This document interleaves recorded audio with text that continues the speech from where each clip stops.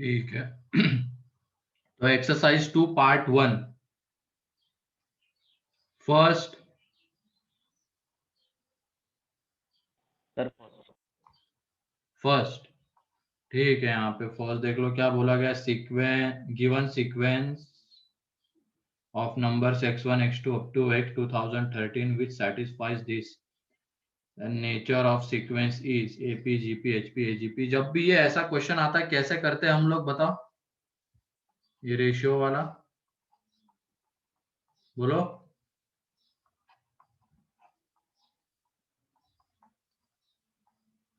Equal to के, equal to के लेके सॉल्व करते, बस यहाँ पे भी वही करना है।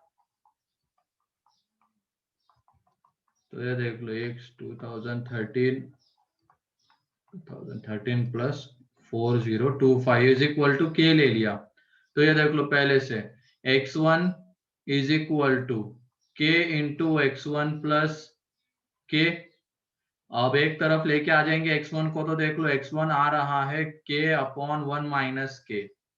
ऐसे ही x2 जब तुम निकालोगे तो वो आ जाएगा 3k अपॉन 1 माइनस के। x3 निकालोगे तो वो आ जाएगा 5k अपॉन 1 माइनस के। तो तुम इसको देखते हुए बताओ ये सीक्वेंस तुम्हें क्या दिख रही है? क्या x2 minus x1 and x3 minus x2 same आ रहा है क्या?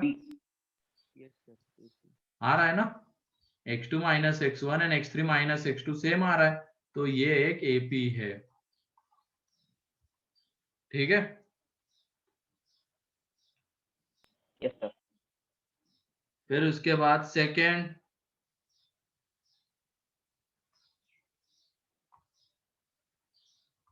सेकेंड भी आसान है, ज्यादा कुछ नहीं। उसमें ABCR इन AP दिया गया है एंड ABC का हमें सम गिवन है। तो इस ABC को हम ये ले लेंगे, ये वाला A है, कैपिटल A के टर्म्स में लेते हैं। इसको ले लिया A minus D, small a को। B को ले लिया कैपिटल A एंड C को ले लिया A प्लस डी। ले सकते हैं ना? अब उसके बाद यहाँ से A minus D plus A plus A plus D is equal to 3/2 है। तो यहाँ से जब A निकालेंगे तो वो 1/2 आता है। एक तो निकल गया A। उसके बाद उनके स्क्वायर्स जीपी में है। यहाँ पे A square B square C square ये जीपी में है। तो यहाँ से b की power 4 is equal to A square C square लिख सकते हैं हम। इसका स्क्वायर इज इक्वल टू इसका एंड इसका प्रोडक्ट, तो बी स्क्वायर मीन्स क्या आ जाएगा? a की पावर 4, ये आ जाएगा यहाँ पे a माइनस डी का square and a plus D का स्क्वायर। यहाँ से d निकाल लो, निकल जाएगा d। d की 2-3 वैल्यूज आएगी और उसमें देखो क्या बोला गया है, c is greater then b is greater then a। इसका मतलब इंक्रीजिंग AP है, तो ये d कैसा होगा? तो पॉजिटिव होगा। ठीक है। Yes sir. थर्ड, ठीक है देख लो तनिषा, थर्ड इसमें कौशल का भी है। 1 2 3 are the first terms, 1 3 5 are the common differences and S1 S2 S3 are the sum of n terms of given PAPs।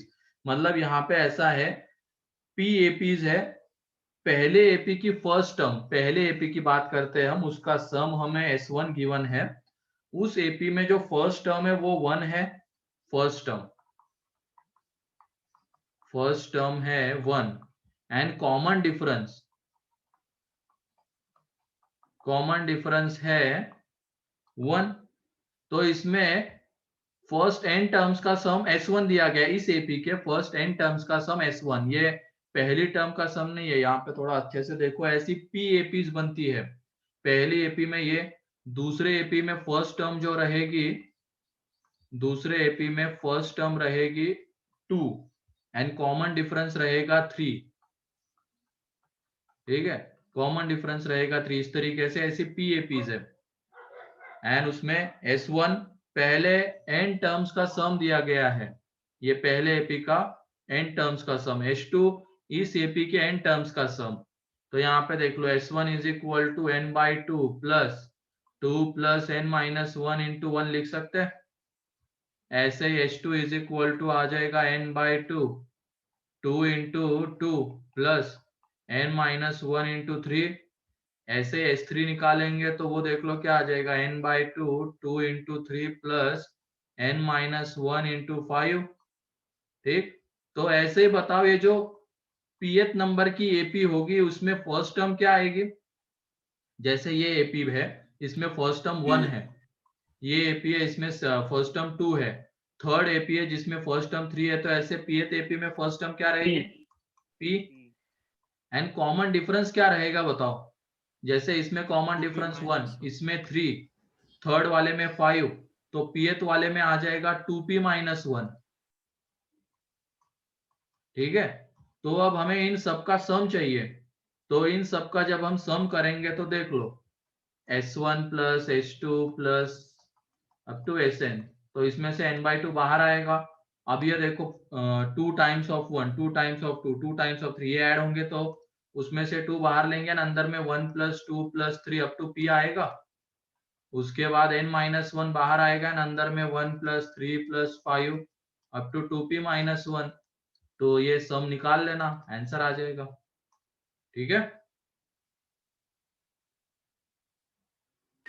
Yes sir. फिर सर उसके बाद हाँ सर मैंने n इक्वल्स टू 2 लिया और p इक्वल्स टू 2 लिया, उसकी real value निकाली और उसको फॉर्मूले में भी डाल के देखी, आंसर सही आया, वैसा चलेगा क्या? हाँ चल सकता है ना, बिल्कुल। Fourth, fifth,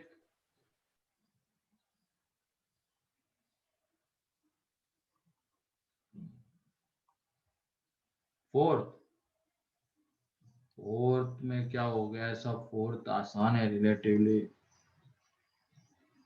if sum of first n terms of GP beginning with the pth, क्या ये sum of the first p terms of GP with common ratio r and beginning with the pth term इसके, मतलब pth term से beginning हो रही है इसकी, मतलब फर्स्ट टर्म ये है,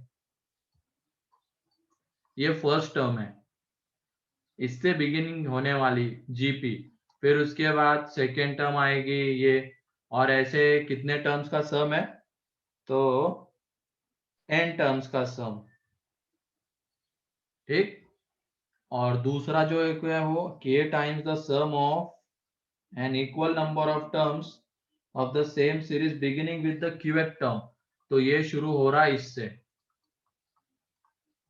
ठीक है, सेम नंबर ऑफ टर्म से, तो इसमें देख लो इसका जब हम सम निकालेंगे n टर्म से, जीपी है ये भी, अब n टर्म से फर्स्ट टर्म लेकिन ये है, फर्स्ट टर्म ये है, तो सम देख लो total number of terms n थे, तो कॉमन रेशियो की पावर में n-1 अपॉन r-1 ये सम आएगा, is k times of a into r की पावर q-1। बस अब ये तो कैंसल आउट हो जाएगा, ए भी गया, तो k इज इक्वल टू आ गया r की पावर p-1 अपॉन r की पावर q-1, तो k is equal to r की पावर में p-q। ठीक है, यस सर। सर वो मैंने पी। Yes sir. लैंग्वेज को अच्छे से पढ़ो, सब आ जाएगा, आसान है ये, बस इसमें बिगिनिंग अब pth टर्म से हो रही है ना, उसमें qth टर्म से, तो ये उसकी फर्स्ट टर्म रहेगी। Yes sir. Fifth,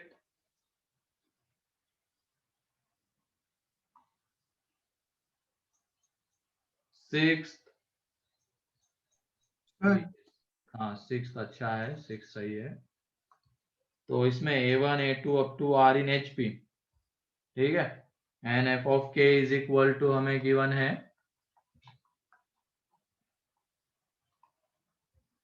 r from, r है वेरिएबल r है, r from 1 to n ar minus a k। तो तुम लोग देख लो यहाँ पे हम f1 निकाल लेते हैं क्योंकि वहां पे उसकी जरूरत है, तो f1 इज इक्वल टू यहाँ पे आ जाए समेशन का मतलब, तो मेरे ख्याल से सभी को पता ही होगा कि r की जगह पे वैल्यू पुट करते जाएंगे एंड सबको ऐड कर देंगे, है कि नहीं। Yes sir. तो r की जगह पे पहले 1, ये फिर r की जगह पे 2, और ये एक तो कांस्टेंट ही रहेगा, उसमें कोई चेंज नहीं क्योंकि उसमें वेरिएबल नहीं है, और ऐसे ही करते करते फाइनली कहाँ तक an माइनस a k। तो यहाँ पे यह आ रहा है A1 plus A2 plus A3 और A k चाहिए, f ऑफ 1 चाहिए ना, तो ये k की जगह पे 1 आएगा, तो ये 1 आएगा बार बार अप टू an। और ये A1 कितनी बार माइनस होगा बताओ? n n times. तो ये f of 1 is equal to, इसको थोड़ी देर के लिए हम इसके सम को लैम्डा ले लेते हैं, lambda minus n into A1 आ जाएगा। सिमिलरली f ऑफ 2 निकालेंगे तो क्या आएगा बताओ? f ऑफ 2 में बस k की जगह पे 2 पुट करना है, बाकी A1 A2 A3 up to ak का an का तो सम आएगा ही। तो ये देख लो, ये lambda times of lambda minus n into A2 लिख सकते हैं क्या इसको? yes sir बोलो, Yes, sir. है कि नहीं? उसके बाद f ऑफ 3 निकालोगे तो उसमें ये आएगा ही, बट यहाँ पे A1 की जगह पे A3 रहेगा, तो ये lambda minus n into A3, ऐसे ही चलते जाएंगे। अब पता चल गया F1 F2 F3 क्या आ रहा है, ठीक है। अब उसके बाद हमें A1 अपॉन F1 चाहिए, पहले इसको डिवाइड कर देते, किसको? F1 को A1 से डिवाइड कर देते, देखते क्या होगा।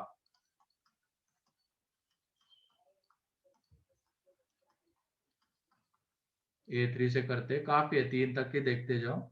यहाँ पे आ जाएगा lambda upon A1 minus n, lambda upon A2 minus n, lambda upon A3 minus n, चलता जाएगा ऐसे, ठीक है। अब ये किस में आते हैं ये हमें बताना है, तो तुम लोग एक देखो यहाँ पे, ये A1 A2 A3 ये किस में है? HP में, है ना। इनके रेसिप्रोकल्स किस में रहेंगे? ap AP में. AP में, ये AP में रहेंगे। अब ये देख लो, हमें lambda by A1 lambda by A2 ये सब लाना है, तो इसको अगर हम लैम्डा से मल्टीप्लाई करेंगे तो AB का AP रहेगा, है ना। ये सारे टर्म्स AP में है, तो lambda by A1 lambda by A2 lambda by A3 ये भी सारे AP में ही रहेंगे। अब इसमें सब में माइनस n करेंगे, सेम कांस्टेंट माइनस करेंगे तब भी AP रहेगा, बोलो। Yes, sir. yes sir मतलब ये F1 upon A1 F2 upon A2 F3 upon A3 ये किस में आ रहा है? ap AP। लेकिन हमें AP क्वेश्चन में. में A1 अपॉन F1 पूछा गया है, A2 अपॉन F2, तो AP का रेसिप्रोकल किस में रहेगा? HP में. तो HP है इसका आंसर, ठीक है। क्लियर है? Yes, sir. Sir, हाँ, sir ये AGP क्या है? AGP अभी पढ़ेंगे आज, मतलब आज नहीं तो नेक्स्ट लेक्चर में। दोनों का कॉम्बिनेशन होता है AP एंड GP का, अरिथमेटिक और ज्योमेट्री को प्रोग्रेशन कहते हैं। Okay, sir. इतना ही दिया था ना 6 तक। yes sir Yes, sir. Part 2 में कितने दिए थे? 9 Till 9. टिल 9, ठीक है। तो पार्ट 2 में मल्टीपल करेक्ट है क्या? Yes, sir. yes sir ऐसा कैसे हो गया? अब इसमें क्या इंटीजर नहीं है क्या? सर वो पार्ट 3 में पार्ट इंटीजर का देना था। चलो ठीक है, इसमें अब 9 मतलब सीरीज भी आती जा रही है, ठीक है। कहाँ तक कर सकते हैं इसको? कर लिया है क्या लेकिन ये सॉल्व तुमने? Yes, sir. यस सर ठीक है, तो इसमें first Yes, sir. Interior angles of poly. अब मेरे ख्याल से ये पता है क्या सभी लोगों को इंटीरियर एंगल का सम कितना आता है? Sir इंटीरियर एंगल का फिक्स नहीं होता, एक्सटीरियर का होता है. इंटीरियर का भी होता है। पहले इंटीरियर एंड एक्सटीरियर पता है कि क्या होते हैं? yes sir Yes, sir. क्या होते हैं बताओ? जैसे डायग्राम में बना रहा हूँ, sir ये वाला एंगल कौन सा होगा? Exterior angle. और ये वाला कौन सा होगा? Interior angle. Interior angle. मान लो ये इन साइडेड पॉलीगन है, रेगुलर पॉलीगन है, डिग्री ठीक है। तो तुम बताओ, रेगुलर पॉलीगन मतलब इसमें सारी साइड लेंथ सेम होगी, है ना। हाँ सही है कौशल, यश, यही होता है n-2 इंटू पाई। अब आता कैसे वो भी देख लो। ये वाला एंगल कितना आएगा यहाँ पे, ऐसे यहाँ पे एन ट्रायंगल्स बनने वाले हैं, तो ये पूरा एंगल 360 डिग्री है, तो ये 360 डिग्री एन इसमें डिवाइड होगा, इक्वली डिवाइड होगा, क्योंकि रेगुलर पॉलीगन है ना।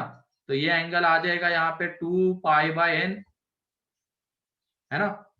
और ये वाला ट्रायंगल बताओ कैसा रहता है, ये वाला ट्रायंगल आइसोसेलेस। आइसोसेलेस, क्योंकि ये साइड लेंथ और ये साइड लेंथ सेम आती है। तो मान लो इसको थोड़ी देर के लिए तुमने थीटा ले लिया, ये भी थीटा, तो इन तीनों का जो सम है वो कितना आएगा, पाई। 180। तो 2 theta plus 2 pi by n, radian के टर्म्स में ही बात करेंगे अब, क्योंकि यहाँ पे पाई लेके चल रहे। तो यहाँ से थीटा देख लो, ये आ जाता है कितना, pi by 2 minus pi by n. तो यहाँ से एन माइनस, एक मिनट रहने दो इसको ऐसे ही, ये आ जाएगा थीटा, ठीक है। तो यहाँ पे भी देखो ये 2 पाई बाय एन ही आएगा, एंड अगेन ये थीटा एन, ये थीटा बनेगा। तो इंटीरियर एंगल, ये वाला इंटीरियर एंगल टोटल कितना होगा, 2 थीटा होगा क्या। Yes sir. Yes sir. तो इंटीरियर एंगल आ जाएगा, एक इंटीरियर एंगल वो आ जाएगा 2 थीटा, तो मतलब कितना, pi minus 2 pi by n आ जाएगा। अब इन सबका सम चाहिए, ऐसे कितने एंगल्स आएंगे इंटीरियर, एन इंटीरियर एंगल्स, तो एन आ जाएंगे, तो यह आ जाएगा n times of pi minus 2 pi by n. तो इसको जब हम कैलकुलेट करेंगे तो यहाँ से यह आ जाता है एन माइनस 2 इंटू पाई, ये उसका सम रहता है इंटीरियर का, ठीक है। एंड एक्सटीरियर पूछा जाएगा तो ये एक्सटीरियर एंगल आता है, तो ये यहाँ पे 2 पाई बाय एन ही आता है। तो ध्यान रखना, इंटीरियर ये वाला, एक्सटीरियर ये वाला, इंटीरियर का सम ये गिवन है। एंड अब ये देख लो, सम गिवन है, interior angle of polygon are in AP, are in AP दिया गया, smallest angle is 120 degree and common difference is 5 degree, then number of sides of polygon is, तो ये n माइनस 2 इंटू 180 डिग्री, पूरा degree में बात करेंगे क्योंकि angles degree में क्यों है वहां पे। अब ये n बाई 2, फर्स्ट एंगल है 120 degree plus n minus 1 into 5 degree, ये आ जाएगा। जब इसको तुम कैलकुलेट करोगे तो n में क्वाड्रेटिक बनती है, n की 2 वैल्यूज आती है, n is equal to 5, n is equal to कितना आ जाएगा, 9 एंड 16। लेकिन ये देख लो, क्या ये इंटीरियर एंगल 180 से बड़ा हो सकता है क्या, नो सर। नहीं हो सकता है। लेकिन जब हम ये 16 लेंगे तो देख लो इंटीरियर एंगल 180 से बड़ा हो जाएगा, देख लो लेके 16 लेके देख लो, n की जगह पे तुम्हें मिल जाएगा, ये जो इंटीरियर एंगल आएगा वो 180 से बड़ा हो जाएगा, ठीक है।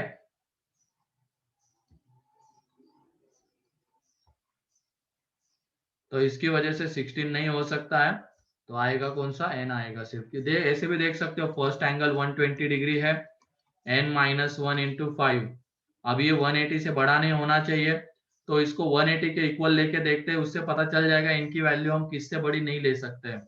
तो ये 180 डिग्री, तो ये बचेगा 60 डिग्री, ये n माइनस 1 इंटू 5 डिग्री, तो यहाँ से n minus 1 is equal to कितना आ जाएगा, 12, तो n is equal to 13।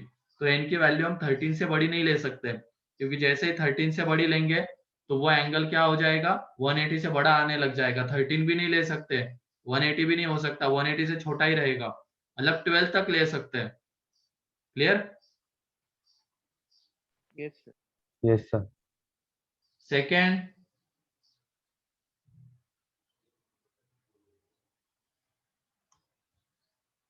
Second बनना चाहिए था, आप सेकेंड इतना भी ज्यादा कोई टफ नहीं है, 4 टर्म्स सर एपी में। सेकंड में हाँ, चारों ऑप्शन एक ही चीज बता रहे सर, उससे भी पता।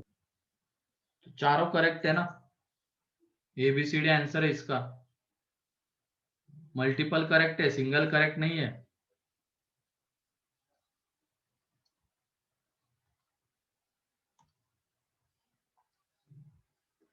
ठीक है, यहाँ पे 1 log x base y log y base z log z base x। ठीक है, आर इन एपी है, तो ये 1 है, इसको हम 1 plus D 1 plus 2d and 1 plus 3d ले सकते हैं। तो यहां से ये x is equal to Y की पावर में 1 plus D, Y is equal to Z की पावर में 1 plus 2d and z is equal to x की पावर में minus times of 1 plus 3d upon 15 ये आएगा।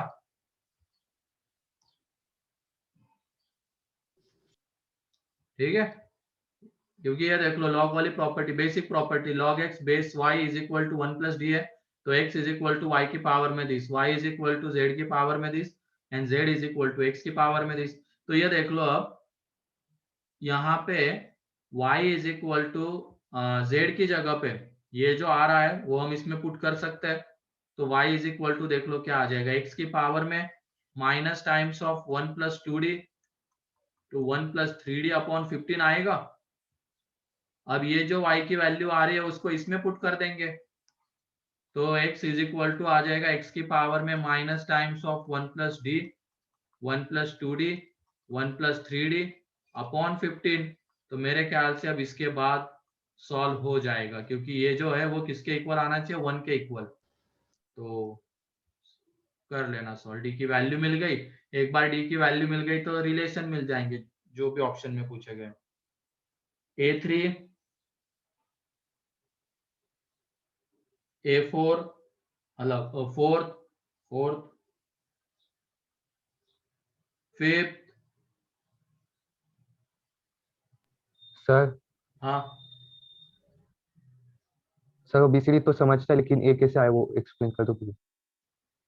थर्ड का डी, अबे ये ऐसे क्वेश्चन मत पूछो, ये क्लास में करवाया हुआ है, एपी में है तो ले लो ना, a plus d A minus, ऐसे इस तरीके से उन टर्म्स को। नो सर, नहीं थर्ड नहीं, नहीं। ये थर्ड का डी पूछ रहा है मेरे से, या आयुष तुम लोग इतना भी नहीं कर पा रहे हो क्या? अब ये डी ऑप्शन कैसे आया वो वेरीफाई नहीं कर पा रहे हो? एपी में है तो ले लो ना, a plus d a plus 2d और पुट कर दो, वहां पे दिख जाएगा। A5 तक की तो बात करनी है। Yes sir. ठीक है, फिफ्थ का फर्स्ट ऑप्शन देख लो, हाँ ये होता है, ये पता, बाकी तो 3 से डिविजिबल आ जाते हैं, सभी को दिख रहा होगा, बी सी डी 3 से डिविजिबल आ जाएंगे, है ना, क्योंकि सारे नंबर्स का सम 3 से डिविजिबल आता है, तो वो 3 से डिविजिबल है सारे डिजिट्स का सम। लेकिन पहले में ऐसा नहीं हो रहा है। अब ये तुम बताओ 91 किससे डिविजिबल है? 91 7 से। 7 से डिविजिबल है, 13 तो 13 से भी है, ऐसे भी बोल सकते हो, 7 से है 13 से है। अब ये कैसा है, प्राइम नंबर है या कंपोजिट है, ये हमें दिखाना है। ठीक है, कंपोजिट नंबर अगर होगा, मतलब कंपोजिट नंबर शो करना है, तो हमें एक तरीके से क्या शो करना होगा, उसके 2 से ज्यादा फैक्टर्स, ये हमें शो करना होगा। अगर ये दिख गया तो वो कंपोजिट, नहीं दिखा तो प्राइम। तो इसको ये 1 1 1 इसको हम ऐसे ब्रेक करेंगे, 1 मतलब ऐसे, जैसे 1 1 1 को ऐसे लिख सकते हैं ना, 10 स्क्वायर प्लस 10 प्लस 1, बोलो यस सर। ऐसे लिख सकते हैं। 4 बार आ रहा है तो 10 cube plus 10 square plus 10 plus 1, तो ऐसे ही अब ये 91 टाइम्स आ रहा है, तो शुरुआत 1 से करते हैं, 1 प्लस 10 स्क्वायर 10 की पावर 6 प्लस 10 की पावर 7 10 की पावर 13 प्लस 10 की पावर 14, ऐसे ही करते जाएंगे। फाइनली क्या मिलेगा, 10 की पावर 90। अब ऐसे ब्रेक करने के पीछे रीजन ही है, ये 7 से डिवाइड होता है 91, तो इसको हम 7 7 के इसमें ब्रेक करेंगे। जैसे देखो, पहले 7 टर्म ये आ जाएंगे, बाद वाले 7 ये आ जाएंगे, उसके बाद वाले आ जाएंगे। तो ये जो आ रहा है इसको थोड़ी देर के लिए हम लैम्डा ले लेते हैं, इस पूरे को, ये 1 प्लस 10 स्क्वायर अप टू 10 की पावर 6 से इसको लैम्डा ले लेते हैं। यहाँ से अगर हम 10 की पावर 7 को बाहर लेंगे तो क्या बचता है बताओ अंदर, 1 लैम्डा प्लस 10 अप टू 10 की पावर 12। यहाँ से अगर 10 की पावर 14 को बाहर लेंगे, आगे 15 16 ऐसे ही कहाँ तक जाने वाले थे 20 तक जाने वाले थे, तो अंदर में अगेन सर। लैम्डा ही बचेगा। बोलो। सर आपने सेकंड ब्रैकेट में 10 सर वो लिखा। 10⁻12 हाँ सॉरी 10⁻6 10 तक जाएंगे, 6 तक। तो ये देखो ये भी लैम्डा है, ये भी लैम्डा है, मतलब पूरे में लैम्डा आने वाला है। अगर इसको हम 7 के इसमें ब्रेक करते हैं तो उसमें से लैम्डा बाहर आ जाएगा। एंड अंदर में बचेगा 1 + 10⁻7 + 10⁻14, ऐसे ही फाइनली जाएंगे। तो ये देख लो, ये जो 91 टाइम्स 1 आ रहा है, उसके 4 हमने फैक्टर्स दिखा दिए। एक तो 1 दैट नंबर इटसेल्फ, एक लैम्डा, और एक ये नंबर। तो ये कैसा नंबर है? कंपोजिट। ठीक है, यस सर। दिख गया कंपोजिट, क्योंकि 4 फैक्टर्स तो ऐसे ही दिख रहे हैं हमें। एक तो 1 दैट नंबर इटसेल्फ, एंड ये जो 2 हमने फैक्टर्स निकाले ये रहे। ये भी एक इंटीजर आएगा, ये भी एक इंटीजर आएगा, तो ये कंपोजिट नंबर है। क्लियर? Yes sir. फिर उसके बाद 6, 7,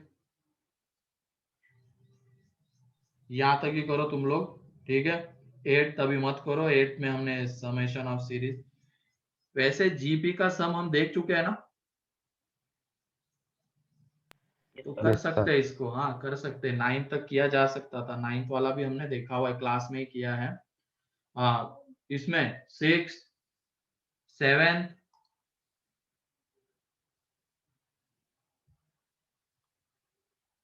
8, ठीक है 8th वाला देख लो अनुष्का। 8th में अब इसको मतलब 2-3 सीरीज का सम दिया गया है, इसको ब्रेक करेंगे हम। कैसे ब्रेक करेंगे देख लो। पहला है 2 + √2, 2√2, इस तरीके से ब्रेक कर सकते हैं क्या, बताओ? या तो तुम ऐसे नहीं ब्रेक कर सकते, ये तो दिख नहीं रहा है कि इसमें आता है। ऐसे ब्रेक करो, उस 2 को लिखो स्प्लिट करके, 1 + √2 + 2√2। अब मेरे ख्याल से दिख जाएगा। अगला आ जाएगा 3√2 अप टू n टर्म्स, मतलब वो जो स्टार्टिंग का 2 है उसको हमने स्प्लिट किया 1 + 1, एंड एक 1 दे दिया √2 वाले के साथ, एंड दूसरा 1 दे रहे हैं हम इसके साथ, 1 + 1/√2 + 1/2, ऐसे ही चलते जाएंगे। ठीक है, एंड उसके बाद ये देखो थर्ड टर्म से किसकी शुरुआत हो रही है, -1 आ रहा है उसमें, थर्ड इससे, तो minus times of 1 + 2 + 3 up to, ये लास्ट में जब जाएंगे तो क्या आ जाएगा लास्ट में, बोलो? n टर्म्स का चाहिए ना, तो n-1 × √2 आएगा क्या, यस सर। बोलो? Yes sir. एक मिनट, ये वैसे दिख नहीं रहा है ना, ये क्या है ये? हाँ, ऐसे स्प्लिट करने से भी नहीं दिखा, ये एपी थोड़ी आ रही है। तो एक काम करो तुम, यहाँ पे इस 2 को बाहर ही रखो, 2 को अंदर लाओ ही मत। उस 2 को अगर छोड़ दिया तो बाकी कितने टर्म्स बचते हैं?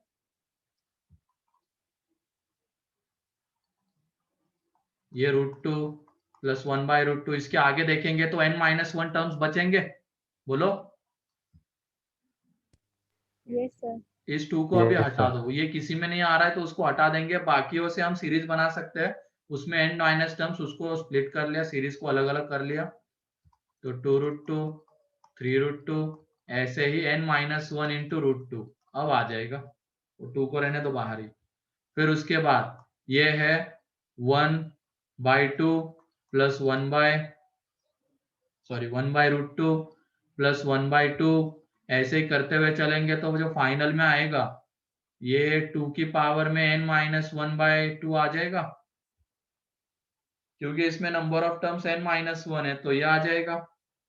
एंड बाद में अब ये जो -1 -2 आ रहा है वो थर्ड टर्म से शुरुआत हो रहा है, तो इसमें देखो 1 + 2 + 3 अप टू n-2 ऐसे लिख सकते हैं इसको, yes sir.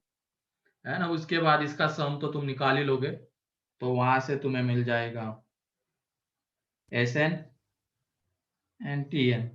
Tn मतलब इसकी जनरल टर्म प्लस इसकी जनरल टर्म प्लस इसकी जनरल टर्म, ये Tn है। एंड देन ये पूरे का जो सम है वो Sn है, तो वो निकाल लो। या तो तुम इसमें ऑप्शन से भी जा सकते हो। ऑप्शन से कैसे वेरीफाई करेंगे? n की जगह पे 1 पुट करने पे हमें 2 मिलना चाहिए, n की जगह पे 2 पुट करने पे हमें √2 प्लस 1/√2 मिलना चाहिए, 3 पुट करने पे हमें वो आगे वाला मिलना चाहिए। तो इस तरीके से वेरीफाई कर सकते हो Tn। ठीक है। अब Sn को वेरीफाई करना है तो n की जगह पे 1 पुट करने के बाद 2 पुट करने के बाद 2 प्लस √2 प्लस 1/√2 का सम, ये मिलना चाहिए। ऐसे तुम ऑप्शन से भी देख सकते हो। फिर उसके बाद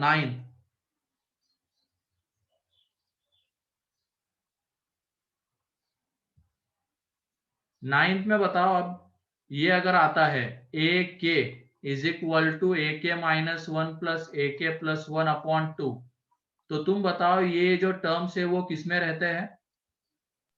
AP। एपी। अगर ए के प्लस 1/ए के इज इक्वल टू कॉन्स्टेंट है तो ये किसमें रहेंगे? GP. जीपी।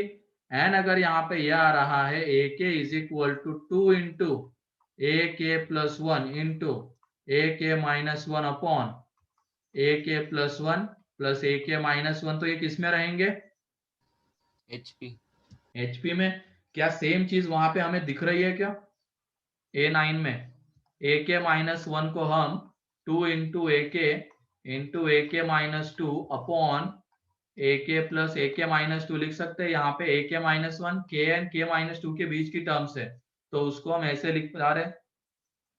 तो इसका मतलब ये एक तरीके से किसमें है? A1 A2 A3 up to ये एचपी में है। ये दिख गया, ये एचपी में है।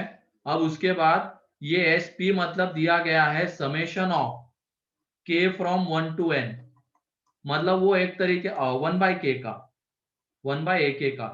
तो ये किस में आएगा? एपी में आएगा या जीपी में आएगा बताओ?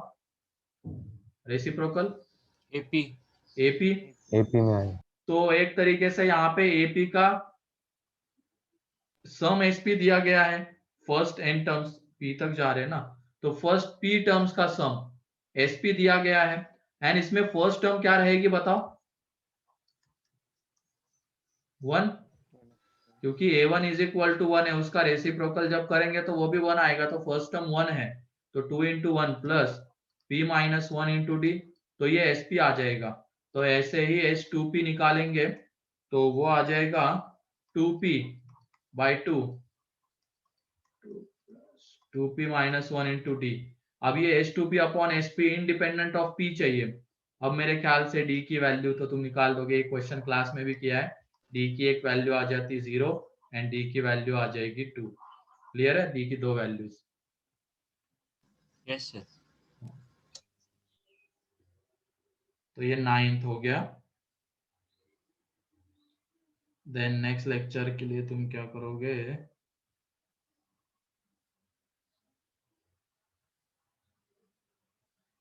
कल के लेक्चर में आगे की चीजें भी डिस्कस करेंगे। इसमें या तो चलो डिस्कशन वाला पार्ट हम बाद में रखते हैं, क्योंकि तुम्हारे एग्जाम में तो ये नहीं आ रहा है।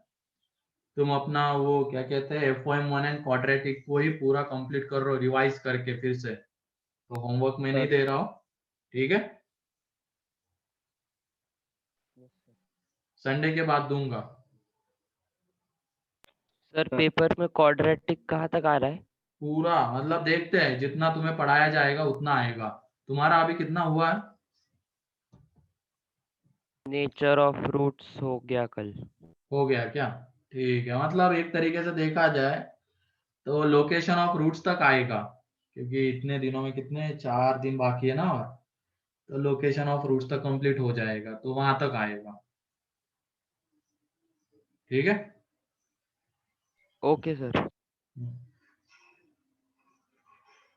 चलो ठीक है, अब हम आ जाते हैं। सर हाँ हमारे वो क्वाड्रेटिक के डीपीवी वही डिस्कस होंगे क्या? हाँ वहीं पे डिस्कस करवा लेंगे हम लोग सर से, ओके। ठीक है।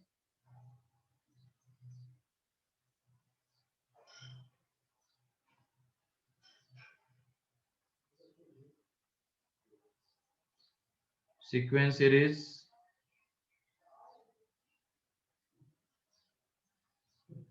तो उसमें कल के लेक्चर में हमने एएम जीएम के बीच में रिलेशन देखा था, है ना। Yes sir. Yes sir. तो ये तो पहले में देखा था am GM between two numbers, उनके बीच में रिलेशन, दो रिलेशन आते हैं। एंड उसके बाद है दूसरा रिलेशन बिटवीन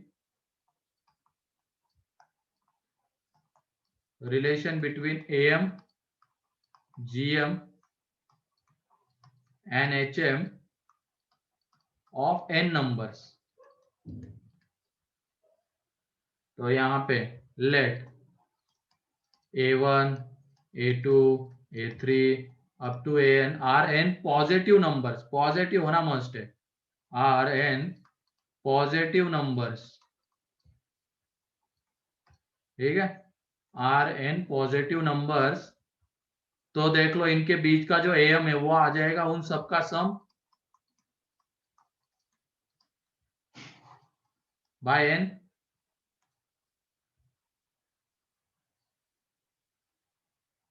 होमवर्क अभी नहीं दिया यश, वो संडे के बाद दूंगा, क्योंकि संडे के एग्जाम में ये नहीं आ रहा है, उसमें FOM1 एंड क्वाड्रेटिक आ रहा है, तो उसके बाद दूंगा, ठीक है।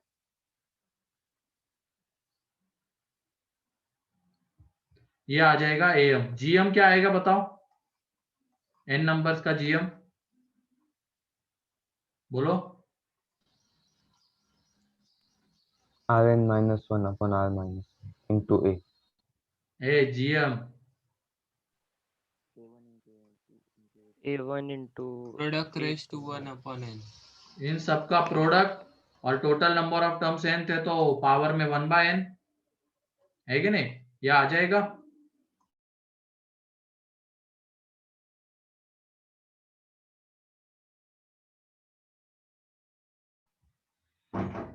ये GM.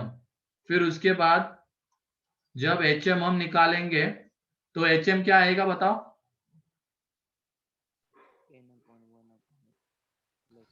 N upon n upon उनके रेसिप्रोकल्स का सम, यह आ जाएगा एन अपॉन उनके रेसिप्रोकल्स का सम। तो इसमें एक ही रिलेशन होता है, जैसे पहले वाले में दो आ रहे थे, लेकिन इसमें एक ही रिलेशन आता है, एम ग्रेटर देन और equal to GM greater than और इक्वल टू एचएम। ये वो रिलेशन आता है इसमें। इनइक्वलिटी कब होल्ड करती है बताओ, all terms are equal. Equality holds if ये जिनमें हम एम जीएम एचएम लगा रहे हैं वो सारे के सारे टर्म सेम हो जाए, तो उस केस में यहाँ पे इक्वलिटी होल्ड करेगी। तो यही एक रिलेशन है इनमें, ठीक है। सर प्रीवियस पेज दिखाओ ना।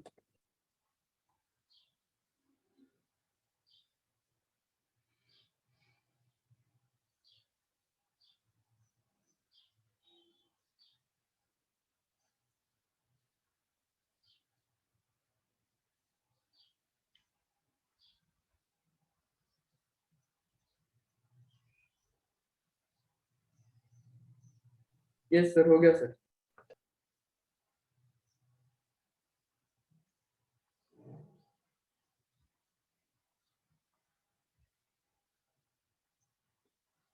हो गया सभी लोगों का।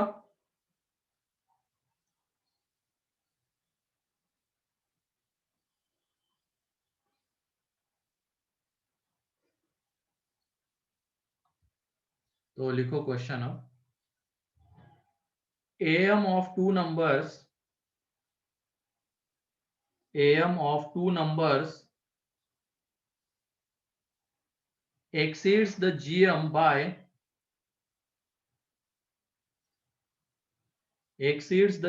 by 3/2 exceeds the GM by 3 by 2 and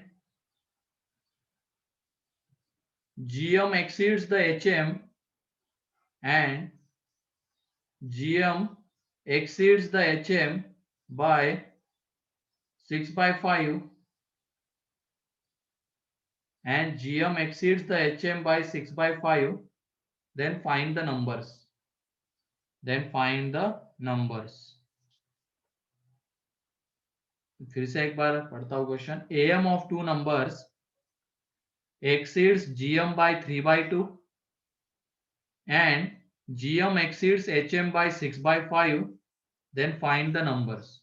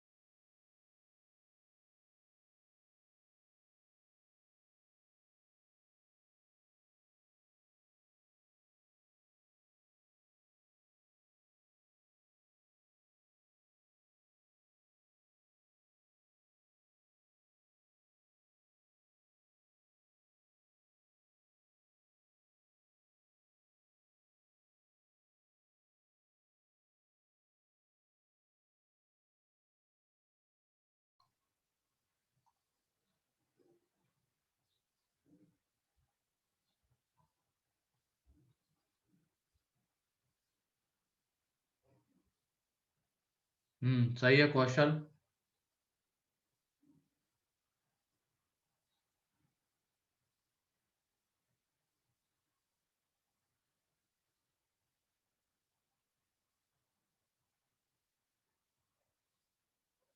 बाकी लोग भी करो जल्दी.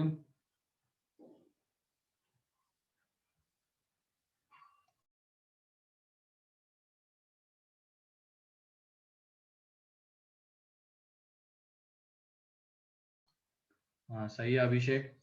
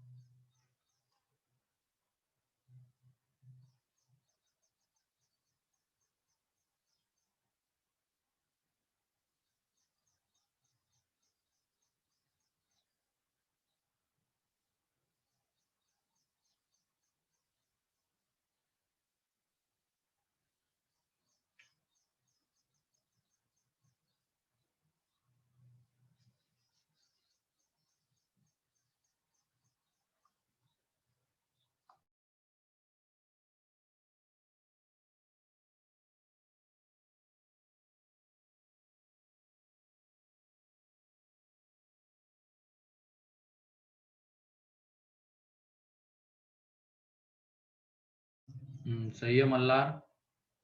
बाकी लोग भी जल्दी करो, बहुत टाइम लगा रहे हो।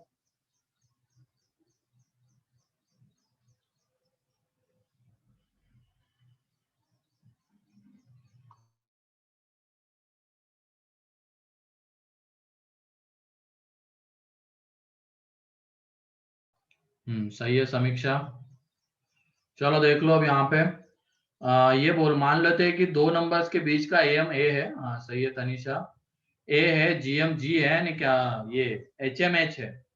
ठीक है, तो इनके बीच में एक रिलेशन तो आएगा ही, G square is equal to a into H. ये दो नंबर्स के बीच के M G M H M है, तो ये रिलेशन तो आएगा, ये फर्स्ट। उसके बाद हमें बोला गया है A M exceeds G M by 3/2, ये दिया गया है। And G M exceeds H M by 6/5, ये दिया गया है। अब ये तीन वेरिएबल, तीन इक्वेशन, तो इनको सॉल्व करना है हमें और ए एच जी की वैल्यू बतानी है, उसके बाद हम फिर नंबर्स निकाल सकते हैं।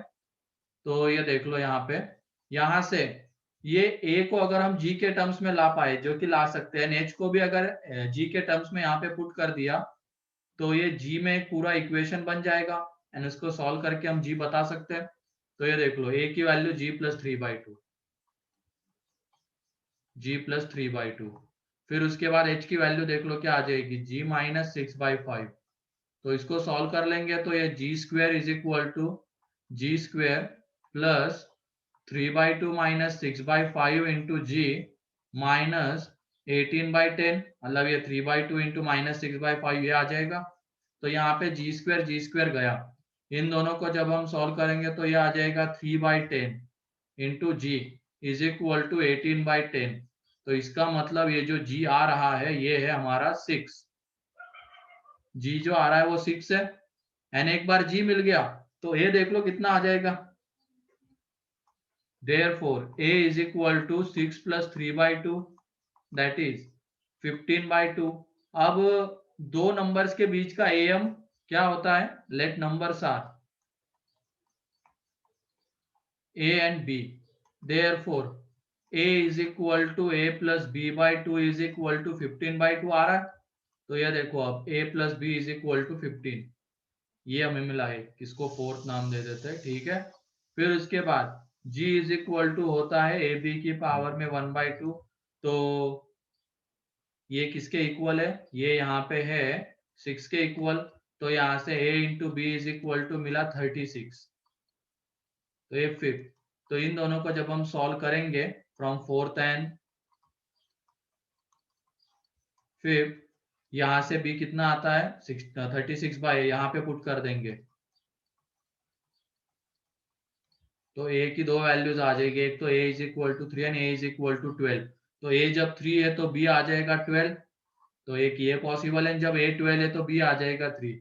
मतलब वो जो दो नंबर्स है वो है 3 एंड 12। क्लियर है, क्लियर है क्या बताओ।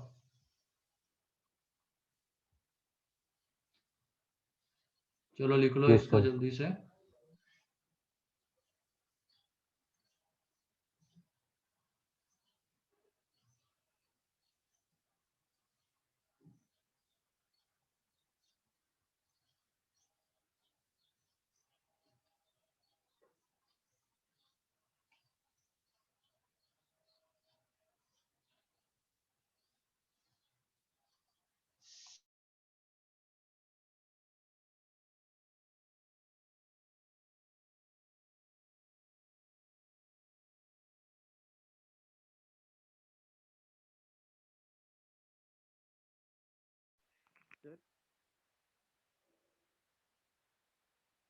सर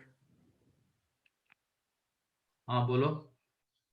सर वो 3/10 जी इक्वल्स टू 18/10 आना चाहिए।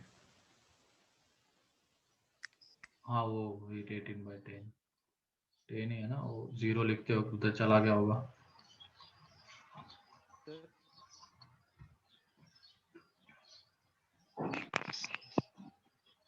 सर हाँ सर अरिथमेटिक में वो 3/2 से एक्सिस कर रहा है सर जीएम में, और जो जीएम है सर वो एचएम से क्या 6.5 से हेलो सर।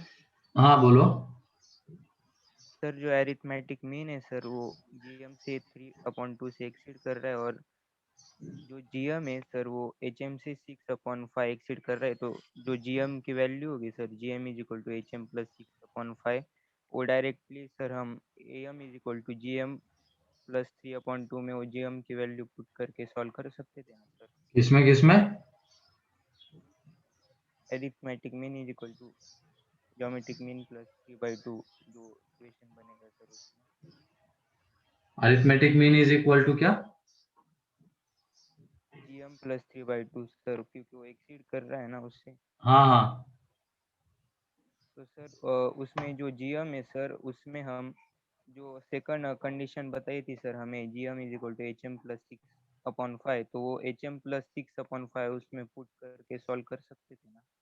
कैसे करोगे? लेकिन वो हमें कोशिश ये करनी होती है कि एक इक्वेशन सिंगल वेरिएबल में आ जाए। जैसे यहाँ पे ये 3 पैरामीटर्स या वेरिएबल्स बोल सकते हो, तो हमें कोशिश करनी है कि इन तीनों की हेल्प से एक इक्वेशन ऐसा बने जिसमें सिंगल वेरिएबल रहे। अब जब तुमने एक ही जगह पे वो g की जगह पे h प्लस 6/5 यहाँ पे पुट कर दिया, तो अगेन a n h रह ही रहा है यहाँ पे, तो सॉल्व कैसे करोगे उसको? Yes sir. सॉल्व हो जाए उसके अकॉर्डिंगली अप्रोच करना है। Yes sir. ये वाला पेज हो गया?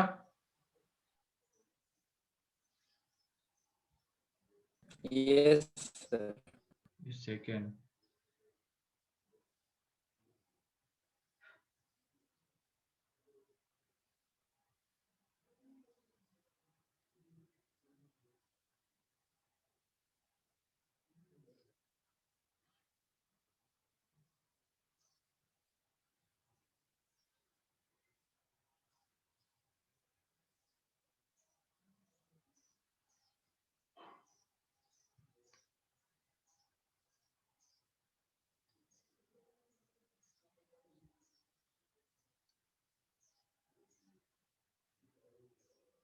हो गया? Sir 1 minute.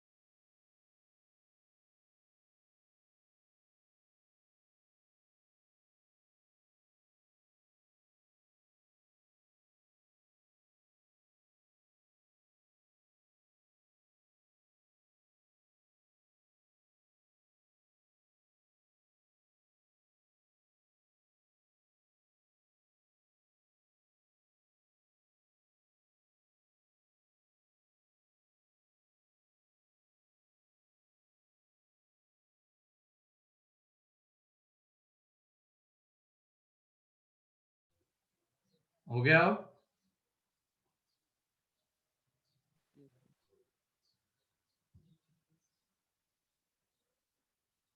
चलो ठीक है, नेक्स्ट क्वेश्चन है a and b are two positive numbers. A and b are two positive numbers.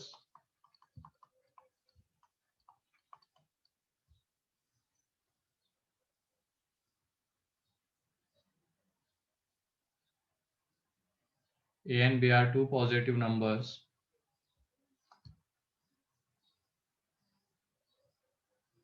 Here x is the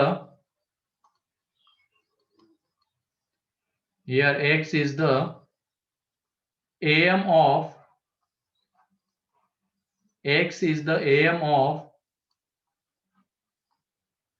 n arithmetic means inserted between x is the AM of n arithmetic means inserted between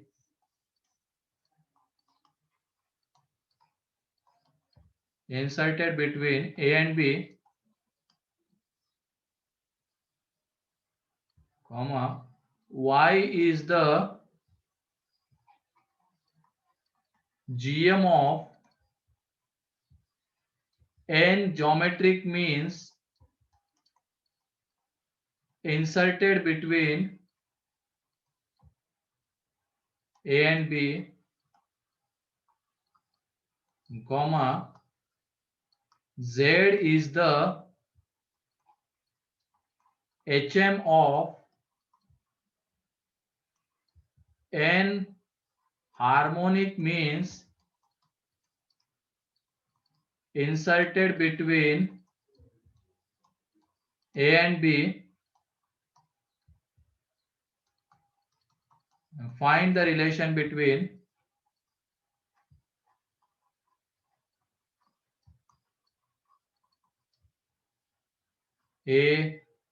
find the relation between x, y and z.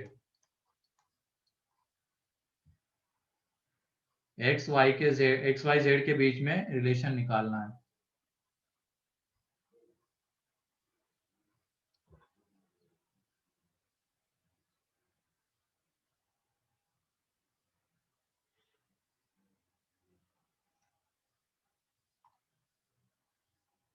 सही है अभिषेक. और एक आता है.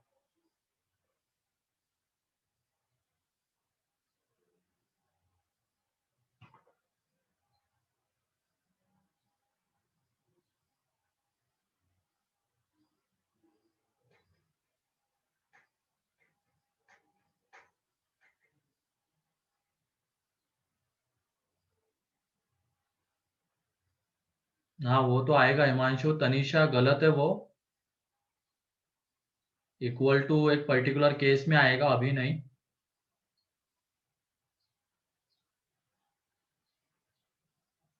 हाँ सही है आर्या. दिख रहा है ना सभी लोगों को. ये देख लो. ये जो x है वो किसके इक्वल आएगा. मान लो n arithmetic means a1 a2 है up to an divided by n. तुम बताओ इन दोनों इन सब का सम कितना आएगा. n अरिथमेटिक मीन्स का सम बोलो. n by 2 into a plus n times of a plus b by 2 ये आ जाएगा. तो ये देख लो x is equal to a plus b by 2. तो x मतलब एक तरीके से a एंड b का क्या हो गया, am हो गया.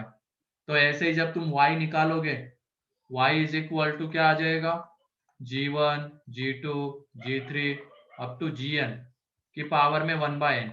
लेकिन इनका जो प्रोडक्ट आता है प्रॉपर्टी में हमने देखा इनका जो प्रोडक्ट आता है वो आ जाएगा ab की पावर में n/2 ये आता है. तो यहाँ से ये देख लो ab की पावर में 1/2 मतलब एक तरीके से ये a एंड b का gm हो गया g. एंड ऐसे ही जब h निकालोगे, सॉरी ये y है, एंड ये जब z निकालोगे तो इसमें जो z आएगा n upon 1/h1 plus 1/h2 ऐसे ही 1/hn आ जाएगा. एंड ये जो सम है ये n times of 1/a plus 1/b upon 2 आएगा. क्योंकि अब ये 1/h1 1/h2 up to 1/hn ये सारे AP में रहेंगे. एंड इनका जो सम एक तरीके से इनको हम 1/a एंड 1/b के बीच का 1/b के बीच के n AMs बोल सकते हैं इनको, है ना.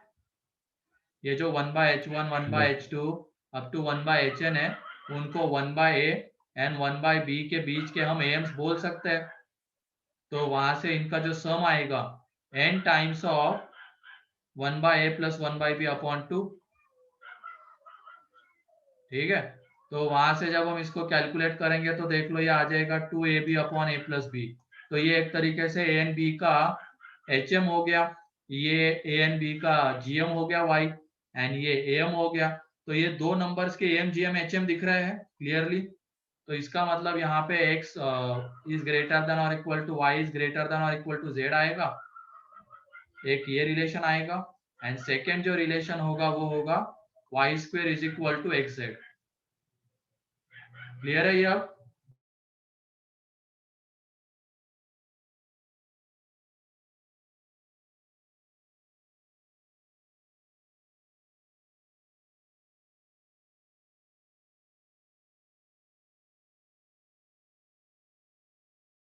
किसी को कोई डाउट इसमें?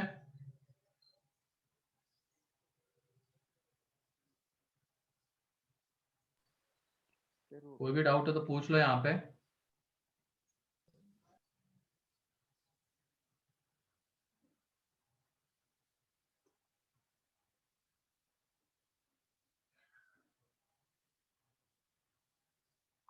ये वाला पेज हो गया है।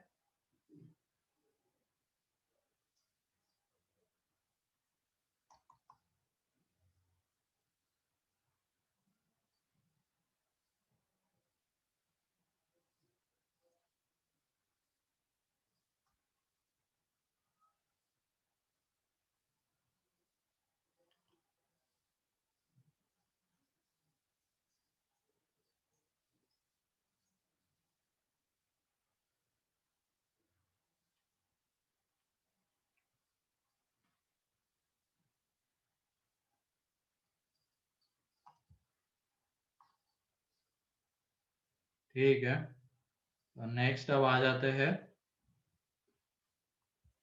नेक्स्ट क्वेश्चन लिखो। If A B C greater than 0 then find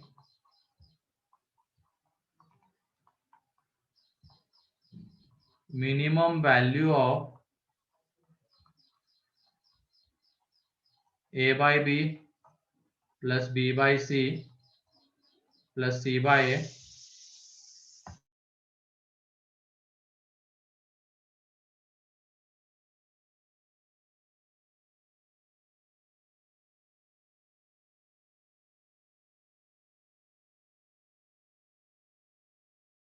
sir ABC distinct है। वो कैसे भी हो सकते, मिनिमम वैल्यू बस चाहिए, पॉजिटिव है, बस इतना गिवन है।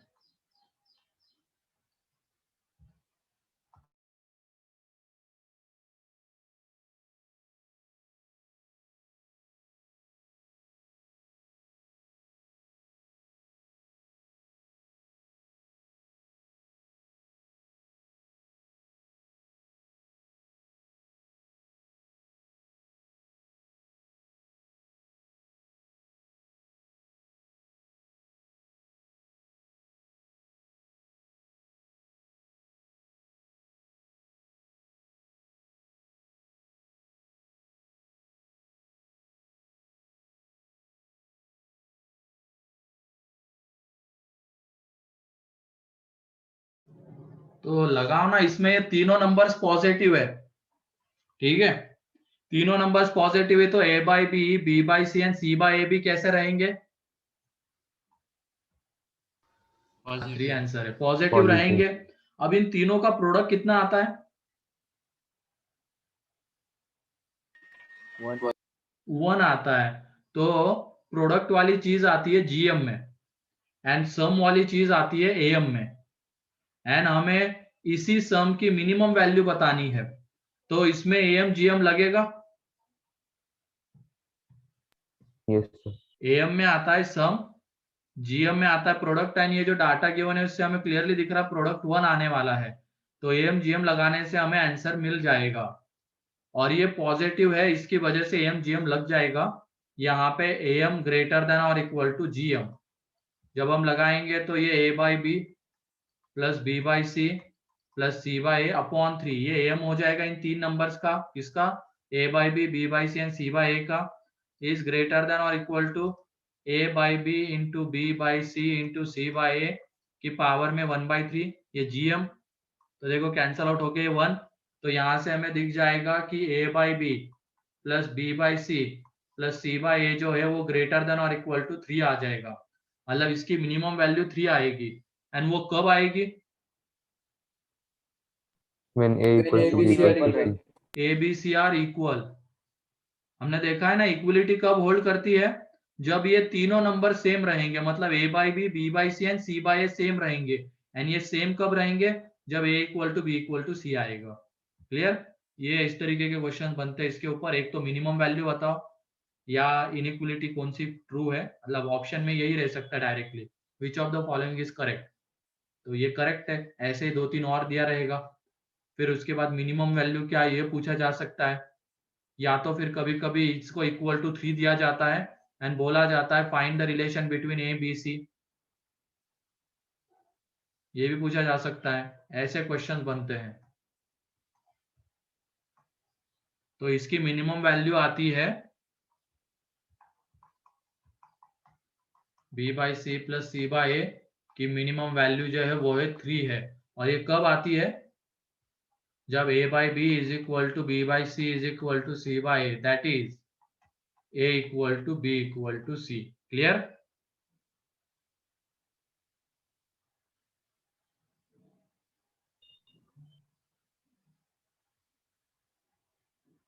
नेक्स्ट क्वेश्चन है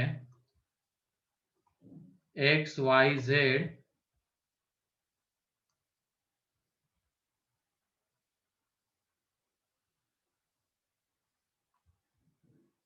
अरे तुम डिस्कनेक्ट हो रहे हो। चलो सुनो, यहाँ पे हमें ये 3 नंबर्स का सम गिवन है, ठीक है, उसकी मिनिमम वैल्यू चाहिए। एंड हमें यहाँ पे क्लियरली दिख रहा है कि इन तीनों का प्रोडक्ट 1 आता है, इन तीनों का प्रोडक्ट 1 आता है। और अब हमें इसके सम की मिनिमम वैल्यू चाहिए, तो सम आता है एम में, प्रोडक्ट आता है जीएम में, उस वजह से एम जीएम लगाया। ठीक है? यस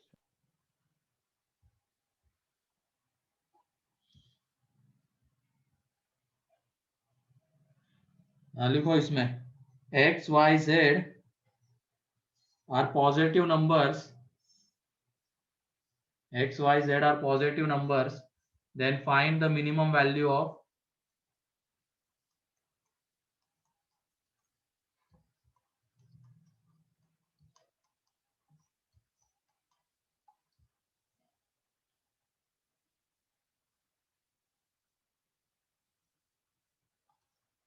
सही है अभिषेक।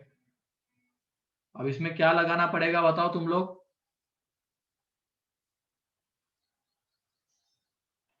एम एच एम लगाना पड़ेगा, दिख रहा है ना, एम में सम एन एच एम में उसी के रेसिप्रोकल्स का सम आता है, तो एम एच एम लगेगा।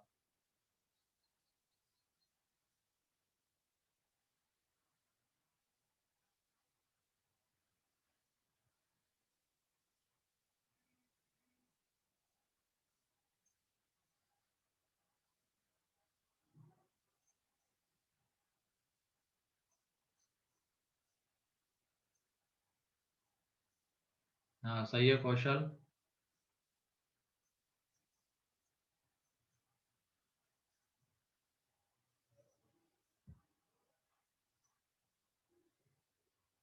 नहीं ओम, गलत हो गया। सही है आर्या तनिषा। अब एम एच एम लगाएंगे किसमें हम, एक्स वाई एंड जेड में। तो देख लो एम एच एम जब लगाएंगे, इसमें लगाना है इन एक्स वाई जेड, तो उनका एम कितना आएगा, X plus Y plus Z by 3, sorry ये एच एम है, और उनका जो एच एम आएगा वो कितना रहेगा, 3 upon 1 by x plus 1 by Y plus 1 by Z रहेगा। एंड यहाँ पे ये 1 by x plus 1 by Y plus 1 by Z एक तरीके से पॉजिटिव क्वांटिटी है, क्योंकि एक्स वाई जेड पॉजिटिव है, तो ये पॉजिटिव है, तो इससे हम क्रॉस मल्टीप्लाई कर सकते हैं, है ना, इससे हम क्रॉस मल्टीप्लाई कर सकते हैं। तो ये 1 by x plus 1 by Y plus 1 by z is greater than और इक्वल टू 9 आएगा। एंड इसको दूसरे तरीके से भी किया जा सकता है, एएमजीएम लगाओ किसमें, इसमें पहले एक्स वाई जेड में एएमजीएम लगाया, तो x plus Y plus z upon 3 is greater than और equal to x Y z की पावर में 1 बाई 3 है फर्स्ट। फिर उसके बाद एएमजीएम लगाओ किसमें, 1 by x plus 1 by Y plus 1 by z, तो ये आ जाएगा यहाँ पे 1/xyz की पावर में 1/3 एंड फाइनली इन दोनों को मल्टीप्लाई कर देना। मल्टीप्लाई जब कर देंगे तो x plus Y plus z into 1/x plus 1/y plus 1/z upon 9 is greater than और इक्वल टू 1 आएगा। ये कैंसल आउट होके अब 9 को इधर मल्टीप्लाई कर देना तो मिनिमम वैल्यू 9। ऐसे भी जा सकते हो अगर AMGM से जाना है तो, लेकिन दो अलग इसमें AMGM लगा के उनको मल्टीप्लाई करना पड़ेगा। ठीक है, तो भी आंसर आ जाएगा और इससे डायरेक्टली मिल जाएगा।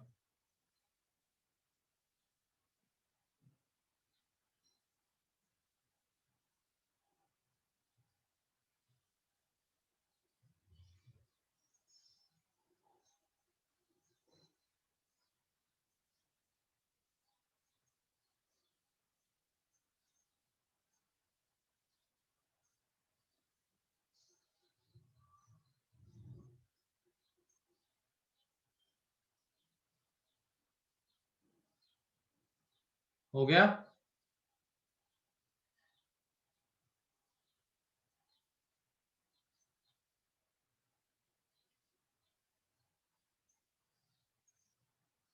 किसी का बाकी है क्या?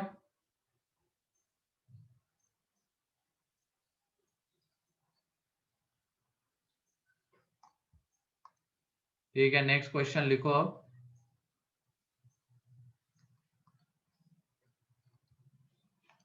नेक्स्ट क्वेश्चन है, इसमें a plus b plus c plus D is equal to 4 है।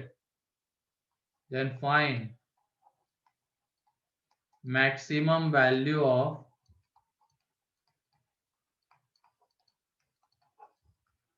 a into b into c into d, उसके बाद a plus b into c plus d. यहाँ पे लिख लेना a b c d belongs to positive real numbers. तो इनकी maximum value चाहिए।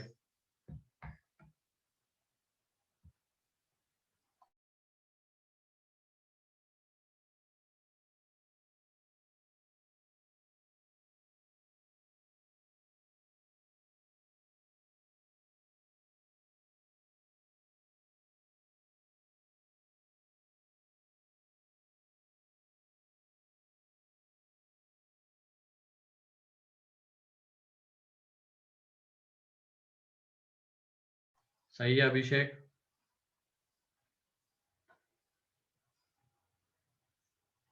सही है ओम। नहीं हिमांशु, पहले का आंसर 1 है, दूसरे का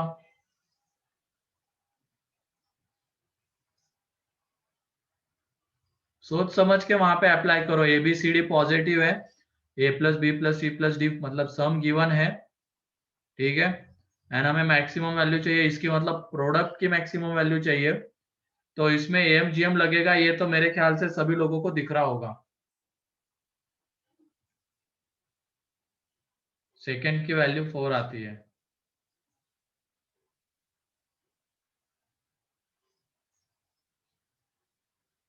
AMGM दिख रहा है ना?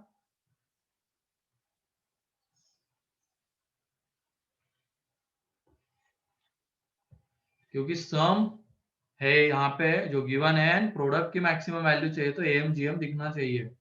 सम एंड प्रोडक्ट AMGM में ही आता है, तो देख लो। और AMGM लगेगा क्योंकि ABCD पॉजिटिव है, उससे मैक्सिमम वैल्यू आ जाएगी। तो AM ग्रेटर देन और इक्वल टू GM। अब जो AM लगाएंगे, पहले वाले में हमें ABCD का प्रोडक्ट चाहिए, मतलब A B C and D में AMGM लगाएंगे। ठीक है,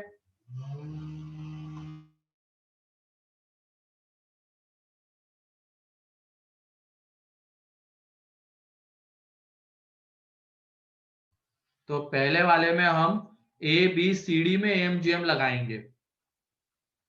AM ग्रेटर देन और इक्वल टू GM इन A, B, C, D, 4 numbers में लगा रहे हैं क्योंकि तभी उसका प्रोडक्ट हमें मिल पाएगा इन चारों का। तो AM आ जाएगा A plus b plus c plus d upon 4 and इसी का जो GM आएगा वो रहेगा A into b into c into d की पावर में 1/4। ठीक है, ये आ जाएगा। तो ये देख लो a b a plus b plus c plus d कितना है 4 है, तो ये 1 ग्रेटर देन और equal to a B c d की पावर में 1/4। तो यहाँ से जब हम ए बी सी डी निकालेंगे तो ये लेस देन और इक्वल टू 1 आता है। इसका मतलब इसकी जो मैक्सिमम वैल्यू है वो आ जाएगी 1। और वो कब आएगी? जब ये चारों 1 रहे। चारों जब बन चारों 1 रहेंगे, ए बी सी डी चारों के चारों 1 रहेंगे तब। ठीक है, अब उसके बाद अगले वाले में हमें इन दोनों का प्रोडक्ट चाहिए, तो दो ही नंबर्स में हमें एमजीएम लगाना पड़ेगा। मतलब इसमें एम ग्रेटर देन और इक्वल टू जीएम इन a plus b comma c plus d, इन दोनों में लगाना होगा। तो इनका जो एम आएगा a plus b plus c plus d, तो दो नंबर से सिर्फ ये, तो अपॉन में 2 इज ग्रेटर देन और equal to a plus b into c plus d की पावर में 1/2। अब ये तो ऊपर में सम 4 है, तो ये 4/2 2 बचेगा, दोनों तरफ स्क्वायर कर देंगे। तो यहाँ से a plus b into c plus d ये लेस देन और इक्वल टू 4 आएगा। तो इसका मतलब इसकी जो मैक्सिमम वैल्यू है वो आ जाएगी 4। क्लियर है? ये कितने नंबर्स में एमजीएम लगाना है ये क्लियर हो रहा है ना? a plus b plus c plus d 4 given है, तो हमेशा ए बी सी डी में ही लगाना पड़े ये जरूरी नहीं है। वो जो जिसका प्रोडक्ट हमें चाहिए होता है उसके अकॉर्डिंगली भी सोचना होता है। तो ये दोनों एग्जांपल क्लियर है?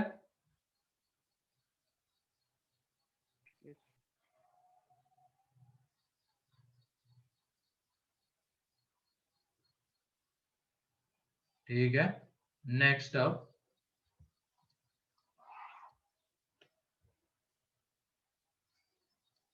x y z belongs to r plus, यहाँ पे गिवन है हमें x y plus y z plus z x is equal to 12। Then find greatest value of x y z, ये कितनी आएगी बताना है। अब ये थोड़ा अलग है, इसके पहले वाला अलग है क्योंकि उसमें a plus b plus c plus d given है, उससे क्लियरली दिख रहा है कि हमें कितने नंबर्स में लगाना है। यहाँ पे अब प्रोडक्ट एक्स वाई जेड का है, वहां पे x y plus y z plus z x है। ऐसे इतना भी ज्यादा कोई टफ नहीं है ये। हाँ सही है अभिषेक। सर जीएम को x स्क्वायर वाई स्क्वायर जी स्क्वायर का रूट लिख देंगे। हाँ सही है।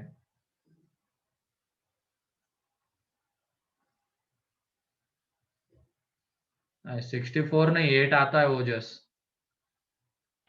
सॉरी सर, वो पावर में। हाँ क्योंकि देख लो ये जो नंबर्स तुम्हें दिख रहे हैं x y y z and z x, इनका जब प्रोडक्ट करते हैं तो क्या मिलता है बताओ? क्या एक्स वाई जेड मिलता है क्या? एक्स वाई जेड का होल स्क्वायर। हाँ वही एक्स वाई जेड मिलता है ना इसका मतलब। तो डायरेक्टली इसमें एमजीएम लगा दो तुम, आ जाएगा। सही है आर्या।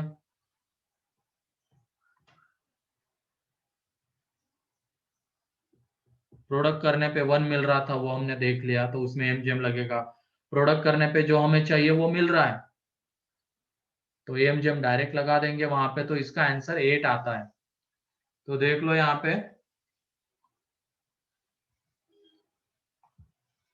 एम ग्रेटर देन और इक्वल टू जीएम, इसमें x y plus y z plus comma z x, x y y z and z x, इसमें एमजीएम लगाएंगे तो x y plus y z plus z x by 3 is greater than और equal to, इन तीनों का product आएगा तो x square y square z square की पावर में 1/3 एंड ये 12 गिवन है तो ये आ जाएगा 4, और ये x square y square z square की पावर में 1/3, तो यहाँ से ये एक्स वाई जेड जो है वो आ जाएगा 4 की पावर में 3/2, है ना, क्योंकि ये एक्स वाई जेड की पावर में 2/3 आएगा तो ये 4 की पावर में 3/2, तो x Y z less than और इक्वल टू 8।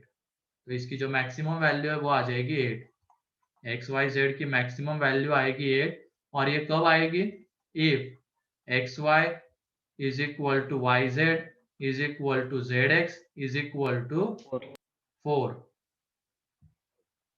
तो इसका मतलब यहाँ पे क्लियरली दिख रहा है कि ये x equal to y equal to z equal to कितना आ जाएगा 2। 2।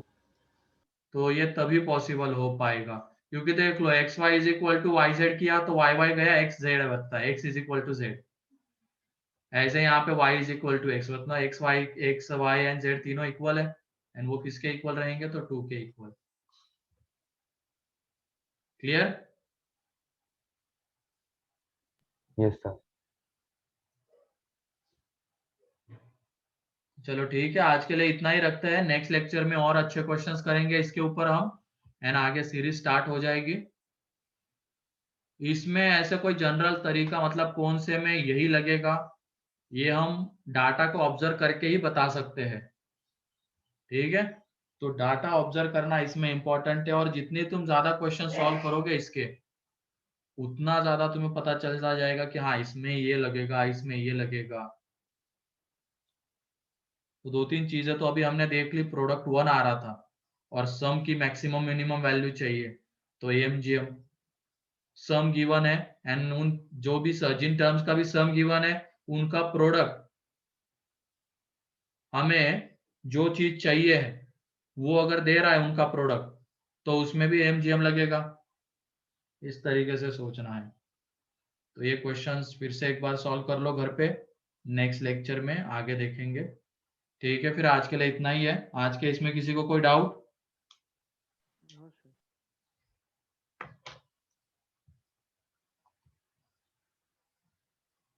No, sir. नहीं, ठीक है, चलो ओके।